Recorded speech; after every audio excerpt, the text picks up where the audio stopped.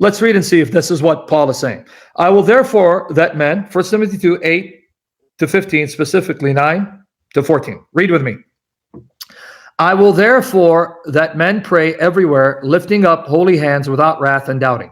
In like manner also that women adorn themselves in modest apparel, with shamefacedness, with humbleness. Be modest in your dress. Don't expose too much flesh. And be humble. Don't be arrogant, parading your money, your jewelry, right? And sobriety. Not with braided hair. He's not saying braided hair or broided hair. I'm sorry. Broided hair. Or gold or pearls or costly array. He's not saying that's bad. He's saying that's not true adornment. Braiding or broiding your hair, right?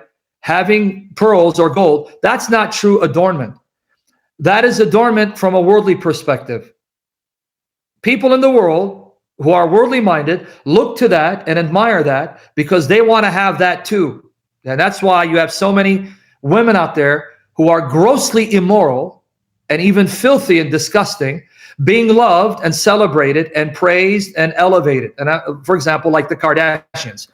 That's disgusting. It's saying true beauty in the sight of God is not to braid your hair or to have jewelry or expensive rings. True beauty in the sight of God is to dress modestly, not exposing too much flesh and being humble in your demeanor, in your apparel. You get it now? But now, watch what he says in 10.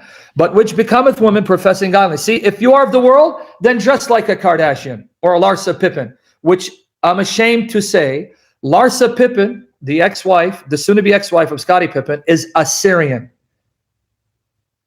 I pray God have mercy on her, convict her to repent, because she's Assyrian, and because of that, I love her and I want her to come to know Jesus. But until she repents, she is disgusting and promoting filth and is a disgrace to her community. May God have mercy on her. And I know I'm going to get a lot of Assyrians upset. Fine, sorry. I just seem like I'm getting become like James White more and more. All right, now, here's the key. Women professing godliness. If you're of the world, then be like them. But if you are of Christ and you profess godliness, if you are of Christ and you profess in Jesus' name, bless the connectivity, Lord. Hold on. Okay. If you are of Christ and you profess godliness, then no, that's not how you dress. Perform good deeds and be humble. Now, 11, let's start, guys. Let the woman learn in silence with all subjection. But I suffer not. I do not permit a woman to teach, nor to usurp authority over the men. Is he saying she can't teach men in any sense, in any circumstance? Or is it more specific? Nor to usurp authority over the man, but to be in silence. For Adam was first formed, then Eve. And then 14, Adam was not deceived, but the woman being deceived was in the transgression. Now 15. 15. Let's look at 15. Let's unpack it. Are you ready? 15. Sorry, because lots of... Notwithstanding, she shall be saved in the childbearing if they continue in faith and charity, love, and holiness with sobriety. Being sober-minded, being content, being humble, being modest, not lusting after, riches and jewelry and beauty, right? Physical, that is. Okay, one more time. Let's post verses 13 and 14 to see what Paul is not saying. Let's see what Paul is not saying. Okay? Here's how you interpret Scripture. Here's how you don't interpret Scripture. Don't just quote to me these passages and ignore the examples that Paul is pointing to from the Old Testament and providing an in-depth exegesis of those Old Testament passages to make sense of this particular passage. Notice who he refers to. For Adam was first formed, then Eve. And Adam was not deceived, but the woman being deceived was in the transgression. Okay. By mentioning the story of Adam and Eve, Paul is inviting you to go back and read the Genesis account of creation to see. When God created Eve, the first woman, did he subjugate her to Adam, in which she had no role of authority whatsoever? She had nothing to contribute, nothing to say. She was simply a silent partner doing what Adam wanted her to do. So are you now ready for an in-depth exegesis of the background of 1 Timothy 2, which is the Old Testament that he appeals to show you what Paul did not mean? Are you ready? Are you ready now for the background details that helps us better understand and appreciate what Paul was saying? Okay. Genesis 1, 26 to 27. Genesis 1, 26 to 27. Pay attention now. It may not be exciting to some of you, but it's educational because it's going to teach you how not to interpret the Bible and how to interpret the Bible. Okay. Genesis 1, 26, 27. Now, guys, pay attention to the language. If you don't, you're not going to catch it. Pay attention to the language. If you don't, you're not going to catch it. And God said, let us make, and the Hebrew word is Adam. Guys, please, everyone, especially the sisters, the ladies, you should want to listen to this, right? Let us make Adam, that's the Hebrew word, in our image, after our likeness. Let them, did you catch it now? Man is now them, more than one. Let them have dominion over the fish of the sea, and over the fowl or fowl of the air, and over the cattle, and over all the earth, and over every creeping thing that creepeth upon the earth. So God created man in his own image, Adam in his own image. In the image of God created he him. Male and female created he them. Okay. Number one, did you just catch that the Adam that was created in God's image and likeness is male and female? It's more than one. It's the male and the female together. Did you catch it? I can't move on if you don't catch it.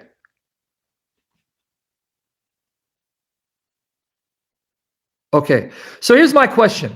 If Paul is appealing to Genesis account of creation, an account he knows and his audience knows shows that the woman was given the right, the power, the authority to rule the entire physical creation with the male, how then are you going to tell me that women have no position of authority whatsoever or cannot teach men in any sense, in any circumstance whatsoever?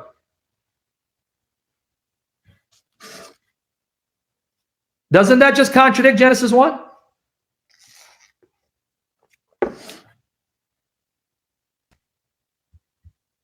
You with me there? Pay attention and focus. Doesn't that just contradict Genesis 1 to say women cannot have any position of authority whatsoever? Are you paying attention, everyone? I don't want to, so people don't misuse this passage against me again. Okay, let's go to Genesis 5, verses 1 and 2, just in case you didn't see the fact that Adam there is not just the man, it's the male and female together. Together they are Adam, and together they're created in the image and likeness of God. Genesis 5, verses 1 and 2. Sorry for the resolution. This is the best we can have. Okay, Genesis 5, verses 1 and 2.